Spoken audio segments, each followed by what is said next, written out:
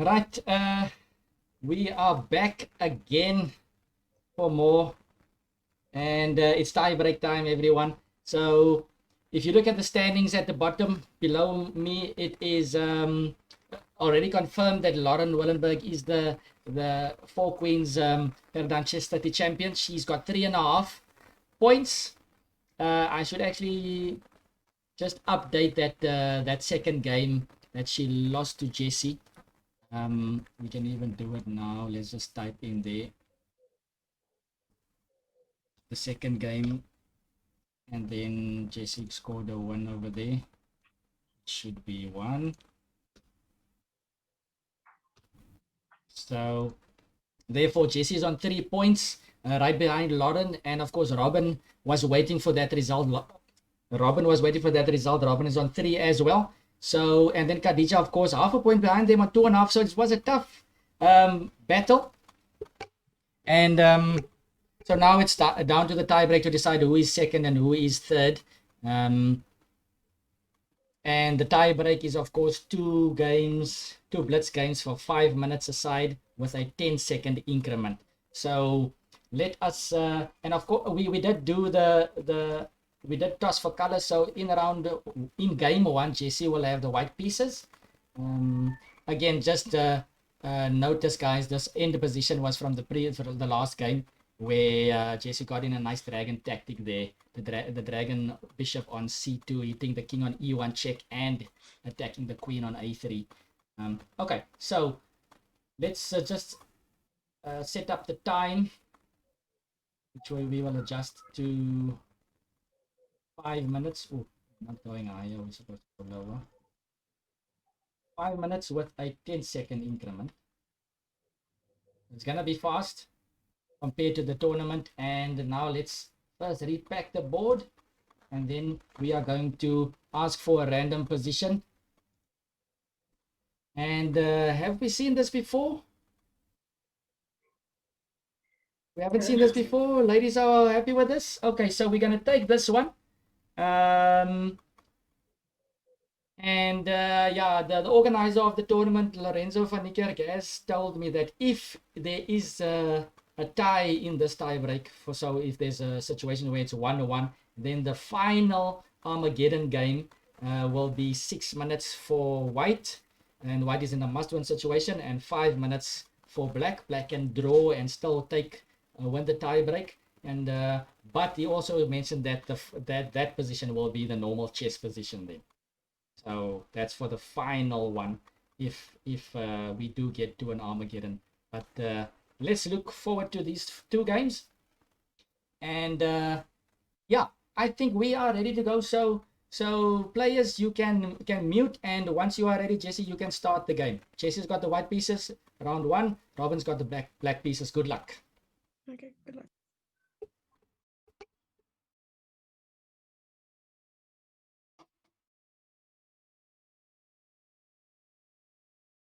So pawn to e4 is on the board, and the queens are on g1 and g8, so there were some issues in previous games with that queen development. So let's see how it handles. 5 minutes is blitz, guys. So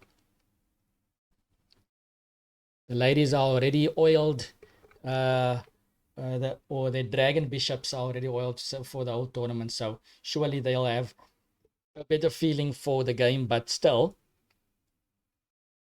blitz is blitz. Knight c3 was played, pawn to c6 immediately, just trying to cover the central squares. Jesse playing f3. I almost thought she might play f4 in King's Gambit style. So f3 opening up the queen on g1.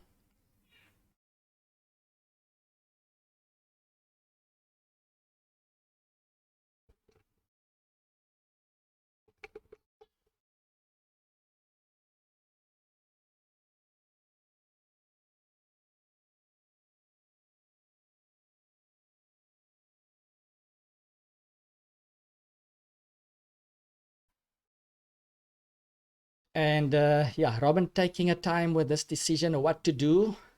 Should we play f6 as well to open up our own queen? Knight to e6 is possible. What to also mention in the Fisher random games, when the knights can go to e3 and e6, then g6 is another possibility. But it's tense. Both of these ladies have played a long weekend here already since yesterday. But I think all in all, both players can be already happy with their performances. It's been a chaotic tournament, ups and downs, and we are playing here for second and third place. The difference being 1,000 rand. Second place gets 4,000 rand. Third place gets 3,000 rand. Pawn to d5 is on the board. How is d5 possible? Am I missing something? Is d5 not just hanging?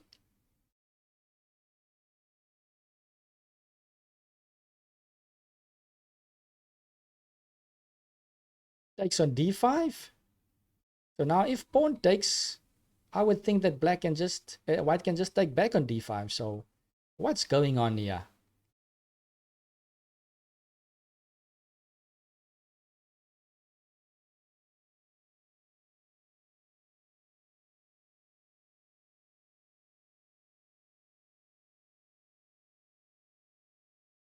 So dragon b6, very, very interesting stuff. Hitting the queen on g1 and also attacking d5. But of course, I think Jesse can play dragon to e3, which she plays. And now she's also fighting for the d5 square. So it seems like Robyn perhaps made a mistake over there. With the pawn on d5 still being alive.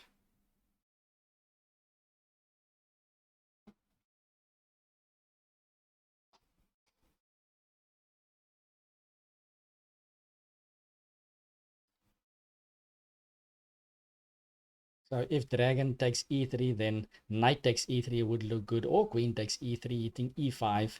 And it seems like Jesse has nipped a pawn in the opening. Robyn is going to have to write it off and try to develop quickly.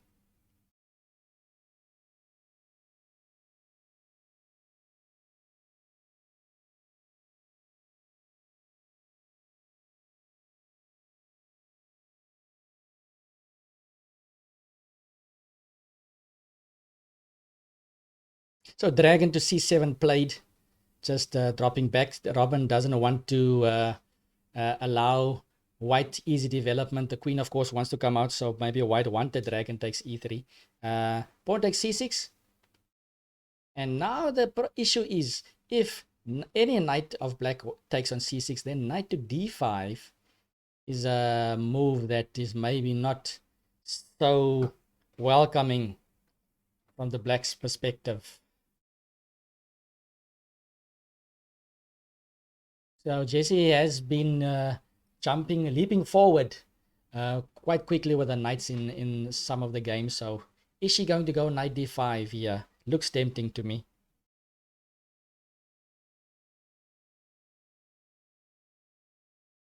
Knight d5 is on the board. Robyn is on 2.5 minutes. Jesse is on 4.5 minutes.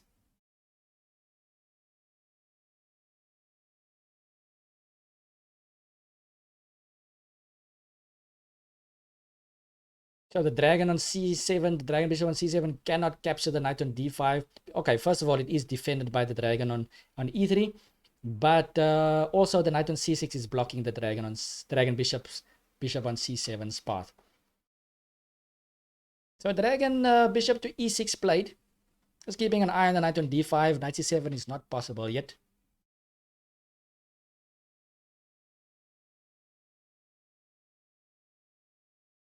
Knight 1 to c3. And Jesse has established quite a nice looking square on d5. So black, I think, should just continue, try to get some development going. A d4 square could be used by one of black's knights. Maybe knight d4 even right away, with the other knight trying to get to c6. That's a possibility. f6 is another possibility. You'd like to get your other dragon bishop out as well. But Robyn using a lot of time. She is under pressure.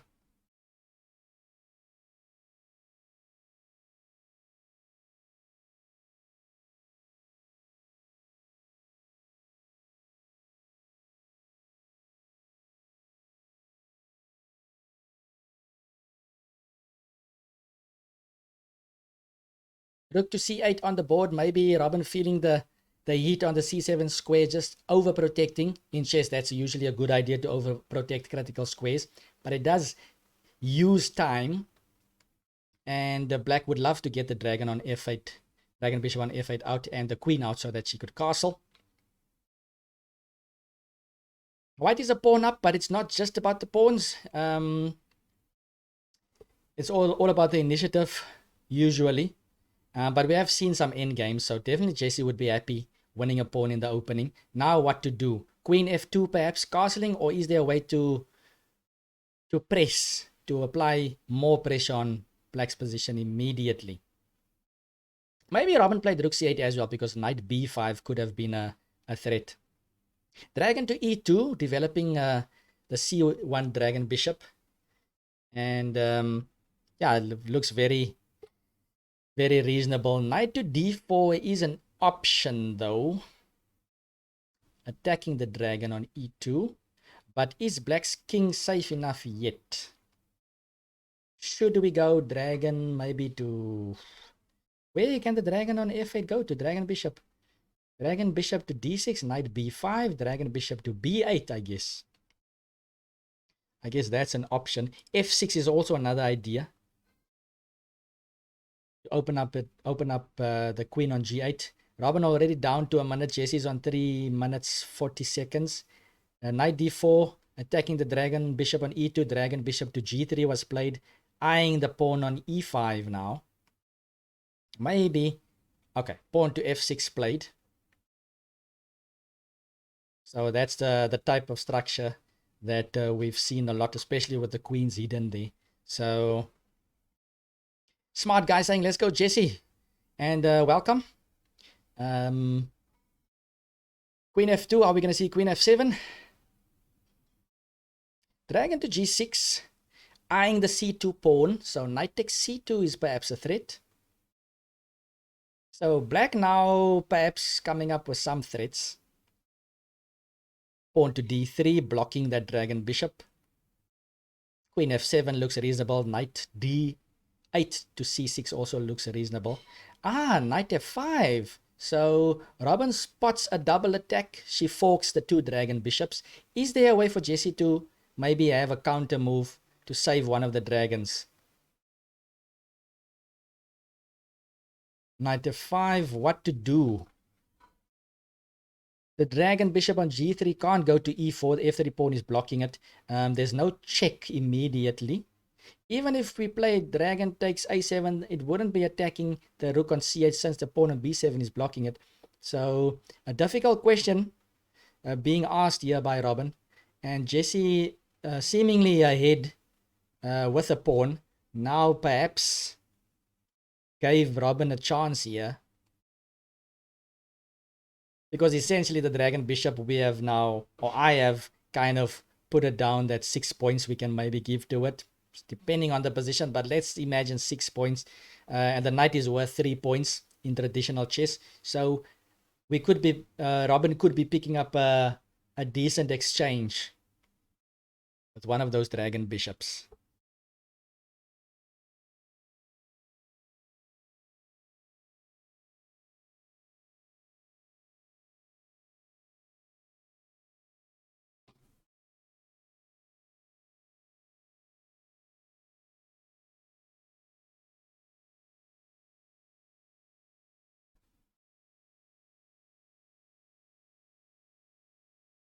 So Jesse decides just to capture the knight, seeing no better way to deal with that and just cut the losses, I guess. So dragon takes f5. Now which dragon to take with? Instinctively, I would say dragon g6 takes f5. And yeah, Jesse will have some grip with these two knights on d5. We've seen Robyn trying to utilize that type of hold with the two knights against the dragon. In a previous game against Khadija. And exchanges happen, and now Robyn is the only one left with a dragon. The increment is 10 seconds. Queen takes a7. So Jesse nips off another pawn. So technically Jesse has 2 pawns and a knight for a dragon, which is actually not sounding too bad to me, because a knight 3 points plus 2 points is 5. And the dragon we said maybe is 6 points. So maybe Jesse has got something here. Dragon to h4, check played. And now the king might have to move, because if pawn to g3, we have dragon takes f3 check. And maybe you could even give up your dragon for the 2 knights and say you are a piece up in a normal chess game. King to f1 played. It's uncomfortable for white. But there's some queen a4 check in the air as well. So Robyn needs to watch out for that. She is pretty low on the clock. There's only 10-second increment. Maybe queen to e6. Just trying to castle. Queen to f7 as well is another idea. So queen to e6 played. So if queen a4 check, then perhaps queen to c6 or knight c6. Queen a4 check played. Jesse definitely needs to apply pressure on the clock. Knight to c6 played by Robyn. Oh my word. And this double attack. The dragon on h4 just drops. She missed that. I missed that as well. Oh my goodness. Knight to d4 played, and Jesse is ahead. Jesse is ahead. c2 is hanging, but Jesse is way ahead material-wise. Rook to c1, and it is now a normal chess game. Probably just castle, yeah. And let's see if Jesse can... Okay, Jesse is the one with more time, so she should be able to stabilize here.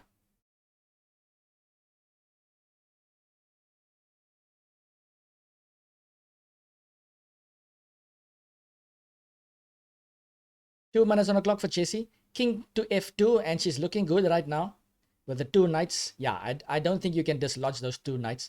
Pawn to b5 played, perhaps hoping for b4, just trying to create some chaos, but a3 looks solid for white.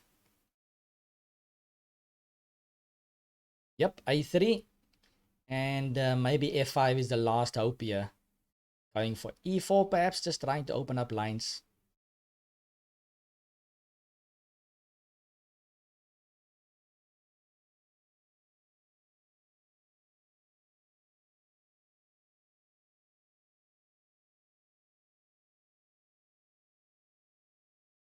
Queen to d6. And perhaps rook he1 and then just king g1 should consolidate for white. White being a knight up. And I think about a pawn. So a knight and a pawn up. And rook he1 played by Jesse. So she's probably intending king g1 after that. And the king will be secure. Snug at home. So knight to f5 played by Robyn. Hitting the queen. Perhaps queen b4 is nice. Just offering in the exchange of queens.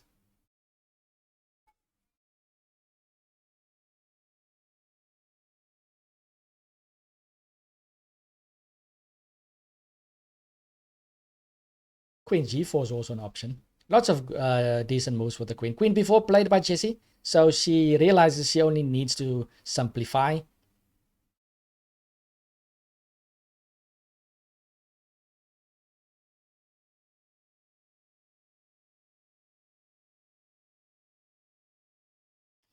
And the exchange of queens looks like the end for black here. Doesn't seem like the right choice here by Robyn, because now going into an endgame, a piece down doesn't seem right. So maybe even queen d7 or something. Just to keep the pieces on the board. You never know what can happen with the queens on. So now it seems busted. Knight takes b5. And white is munching away.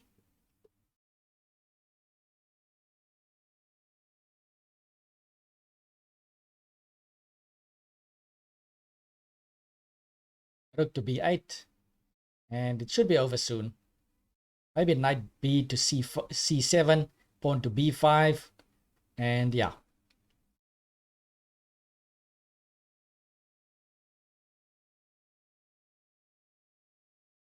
even c4. Yep, c4 is on the board, so both knights are protected. And yeah, this is definitely resignable. And Robyn resigns that one. So let's talk to the two players quickly. Can both players hear me? Yes. All right, Jesse, can you hear me? Yes. Okay, so crazy game. Jesse takes the first one. Well done, tough one, Robyn. So Jesse, you it seemed like okay. I don't want to disturb you guys. In fact, let's talk about it afterwards because it's tense. But it seemed like a chaotic game. Definitely the time pressure causing some blunders from both sides. But what we're gonna do now is, in fact, I just realized maybe we don't have to go off air. We can just turn the page into the starting soon button. So both players just hang around. We're gonna just turn the players around. It's gonna be a swap of colors, and yeah, we will see you guys very soon. Stick around.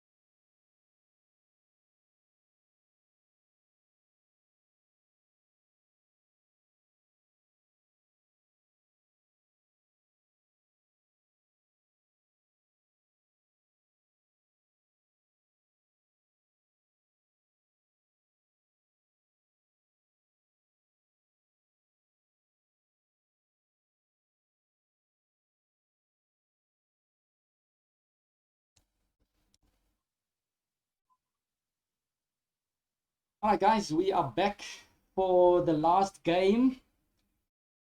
Second game of the tie break. And the scene is set now. Let's see. The first game was crazy. There's a couple of blunders in the opening. And eventually Jesse prevailing there with the win. So right now, Robyn is in a must-win situation. Robyn has got the white pieces. And she has to win now in order to tie the tiebreak and go into an Armageddon match. Jesse, of course, just needs a draw to secure the victory of the tiebreak and take second spot. We are fighting for second and third spot. Let's just check what the people in the comment box said. Yeah, we were discussing the positions.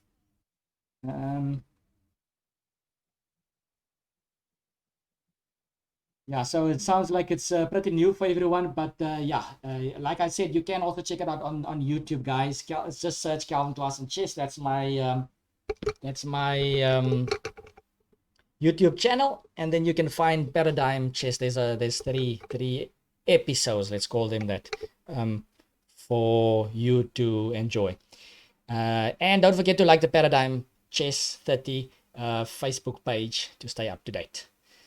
Okay, so let's just actually fix the names here on the board.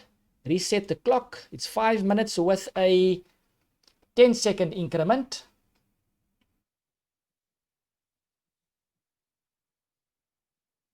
And it's the second game of the tie break. Jesse took the first one. And this is the second one. Same position as the previous game as well. So there we have it. Okay, so ladies, are you ready? Yeah. Okay, good luck. You can mute everything, and Robyn, you can start as soon as you are ready.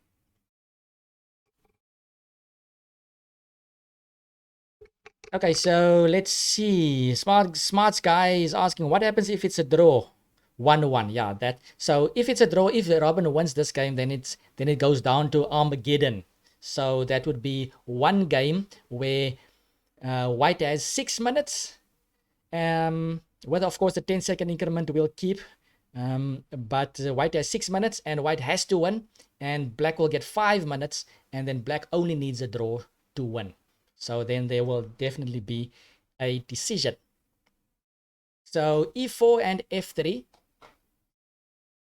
And yeah, the players might know the structure a bit better now.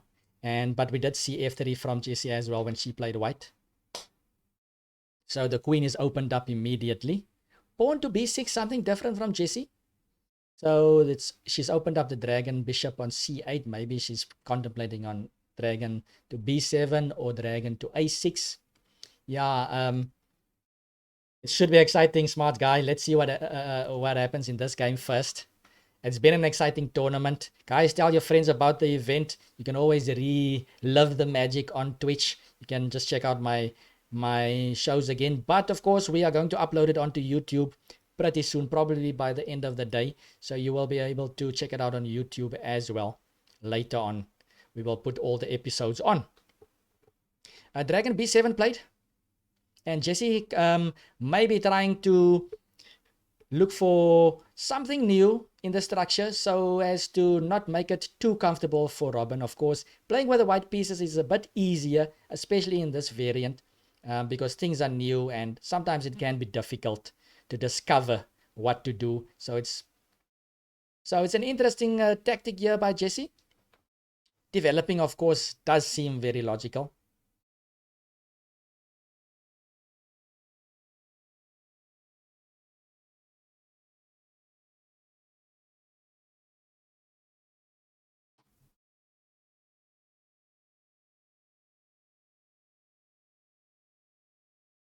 Pawn to c3 by Robyn. Opening up the dragon bishop on c1. Also kind of promoting pawn to d4. Booba ABC says flaming ending of Armageddon. Yes. So let's see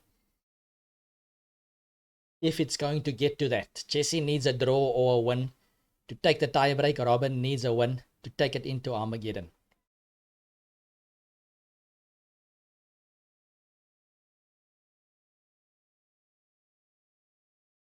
Knight to e6 played by Jesse. So the knight is controlling the center. Of course, also aiming at that delicate f4 square.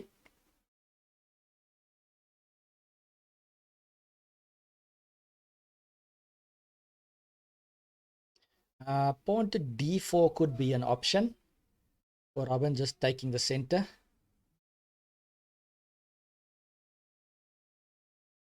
Looks quite decent. Pawn to d4 played.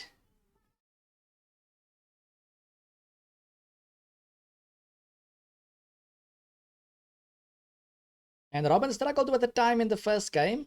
It is more difficult to play with black, but she blundered a pawn early, and I guess that was the reason for that. It seems like it's a lot more even on the clock for now.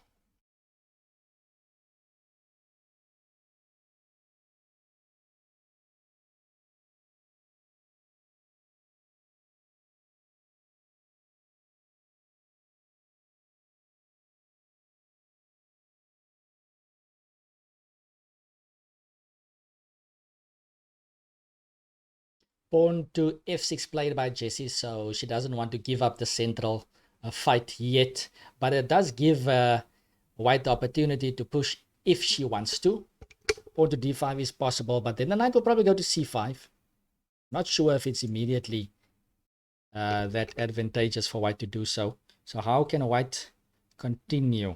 Dragon to b3 is an option, kind of pinning the knight on e6. Dragon to d3 is another option, applying pressure on the e5 pawn. And I guess the knight on d1 should probably think to go to f2 and then d3 eventually.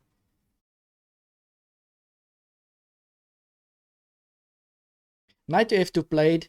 I wanted to say black and maybe look at playing d5, but the dragon on e3, dragon bishop on e3 is still controlling the d5 square. So knight f2 played. Maybe Robyn is looking at knight to d3 next, because I would probably prefer the dragon bishop on c1 going to b3 on that soft diagonal with the queen on g8. Of course, white's diagonal is quite fine from a7 to g1, with white having a stronger center right now. So what should Jesse do? She can develop a f8 dragon bishop, I guess, to e7, queen f7, and just short castle. She could go for d6 to bolster the center and go knight d7 maybe, or knight c6. Oh, knight c6 would be a blunder because of d5. But I don't think Jesse is going to want to give up that e5 square so easily. Jesse on 2 minutes and 35 seconds. Robyn on 3 minutes 14 seconds. So Robyn is building up some pressure on the clock. Or to c5 play. So Jesse is again inviting a closed structure. It seems like she wants to kind of neutralize the effect of the dragon bishops by offering her opponent the opportunity to close the position. Of course, she maybe also realized that Robyn wants to play knight d3. So maybe she wants to discourage that before it happens. d4, of course, is now hanging. So does white take on e5? Does white play d5?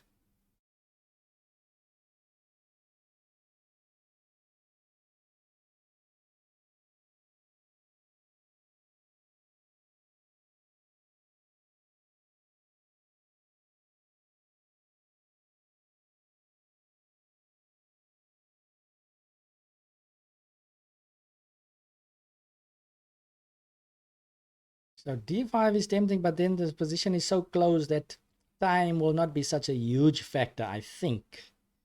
Taking on e5, f takes e5, and knight d3, or bishop or dragon bishop to b3 seems kind of tempting. Maybe we should take on e5 and play dragon to b3. You could maybe follow it up with knight to d2, a4, and knight c4, thinking positionally. But would the opening of the f-file do anything nice for black? Black could try to lynch onto that f4 square. with an eventual dragon to g6 and knight f4. G3 by white would weaken the f3 pawn, but pawn to d5 was played, and the position is more close, so the dragon bishops are not as effective. Knight to f4. The knight is pesky on f4. Are we going to see g3? There's no knight d3 check yet because the knight on f2 is covering it. So g3, probably knight g6. And I can foresee a long game here. Knight to d3. So Robyn offering the exchange of the knights instead. Not really interested in pushing g3. That could perhaps weaken the structure.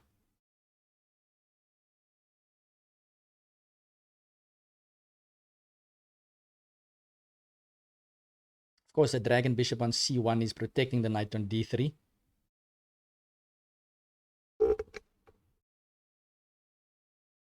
So what to do? Probably Jesse should take. Knight g6 is an option. G5 would weaken the structure too much, so eventually she does take. Okay, so close position. White has a bit more space with the d5 pawn, but nothing special it seems.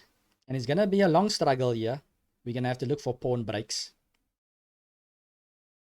Is black going to play pawn to d6? I don't think d6 is ready yet. Queen f7 looks solid, yes. And maybe just looking at playing the dragon to e7 and castle. And maybe black should then aim for pawn to d6, and knight d7 and f5 at the right moment.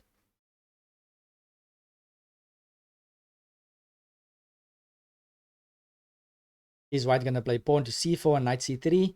Is she going to go knight to d2 instead? And maybe a4 and knight c4? Options. But I don't think there's lots of time to contemplate. So eventually Robyn goes with knight d2. She's almost on a minute.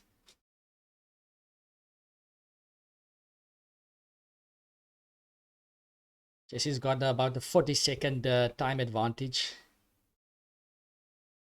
I would whip out the dragon to e7, castle, and play for f5.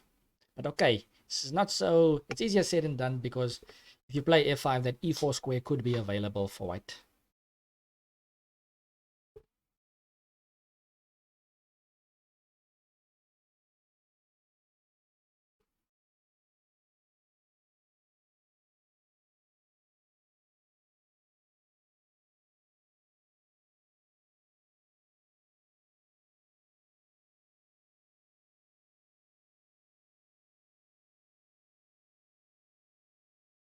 Pawn to d6 played.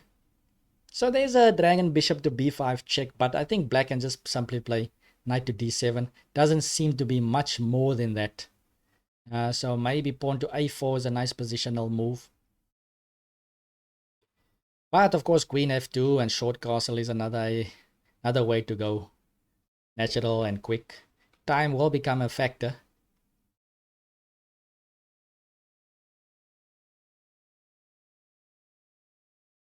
Queen to f2 played. So hinting at castling next. Pawn to g6. And I think Jesse wants to go for f5. Because if you take on f5, then g takes f5 would cover the center. But of course, not yet, because both dragon bishops are looking at f5 for white. So, but she's going to go dragon g7 and castle, and then go f5 in King's Indian style.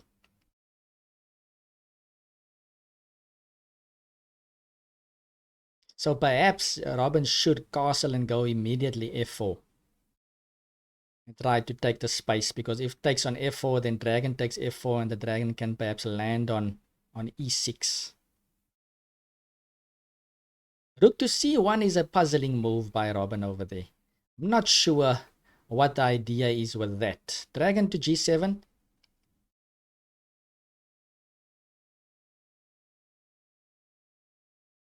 Robyn is running out of time here. 10 seconds on the clock.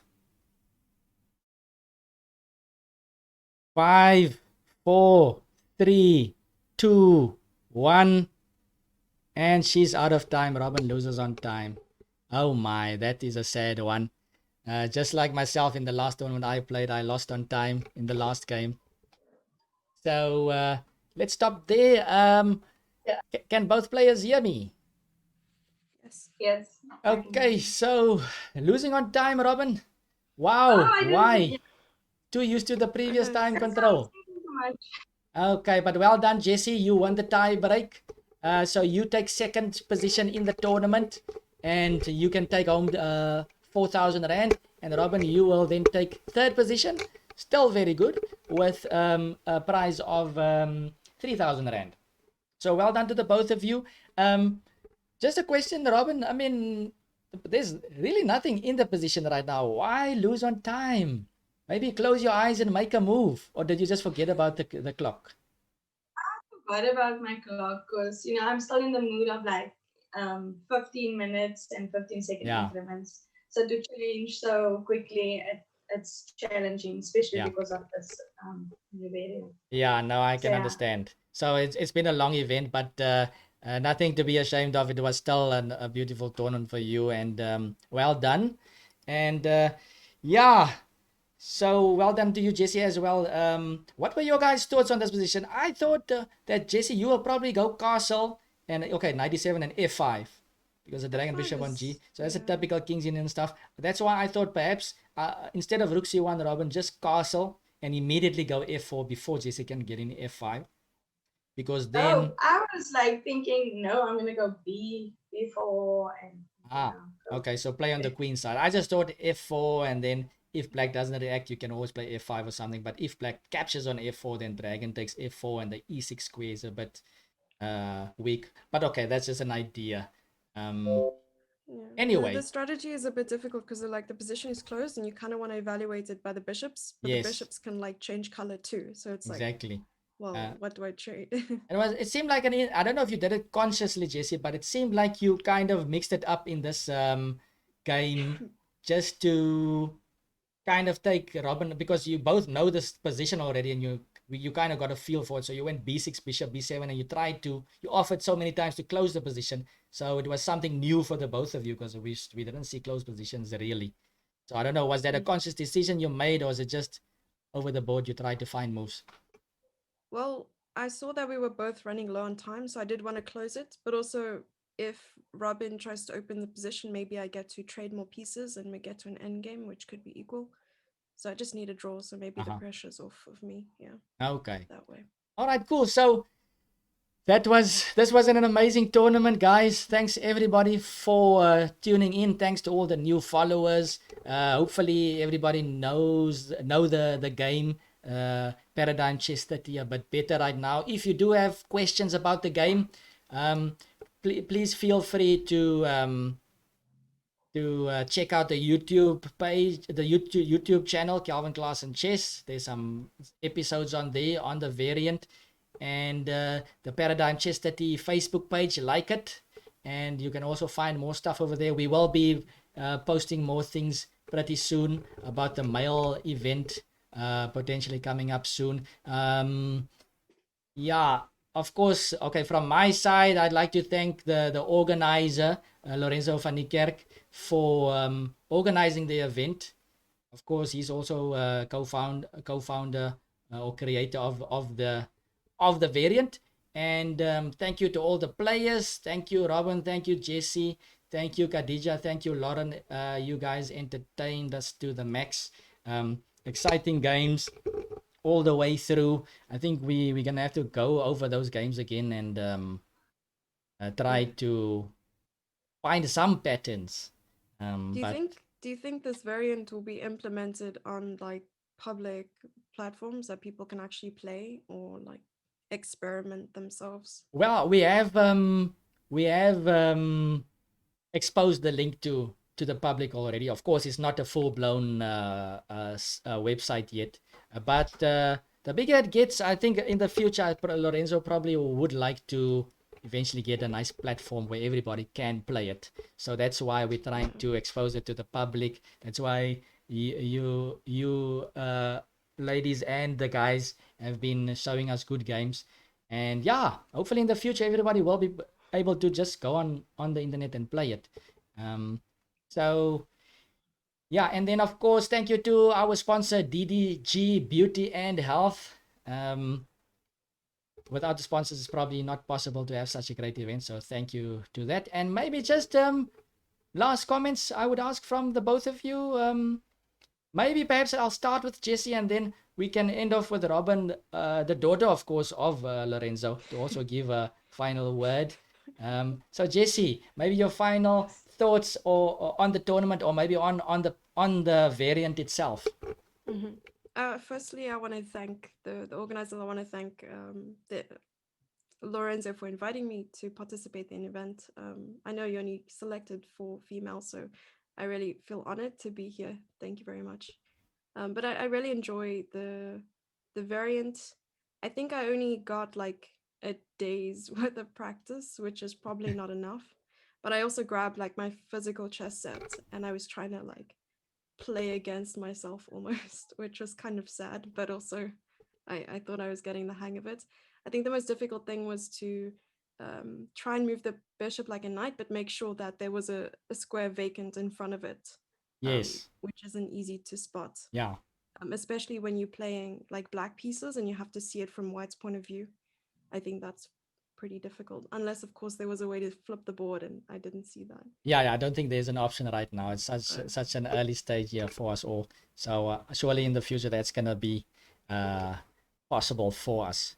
But yeah, thanks Jesse for those words, and thanks for the commentary as well.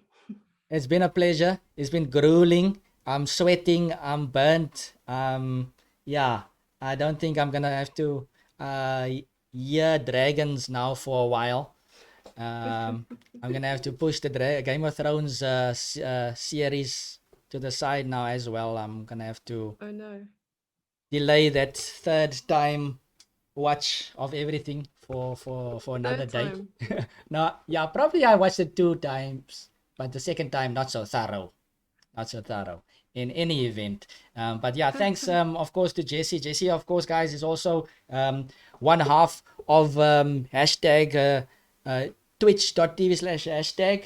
Is it hashtag or hashtag chess? Hashtag chess. Hashtag chess. So you guys can also check out Jesse's channel. It's quite big, and they're doing fun stuff all the time on there. So go check out Jesse's channel as well.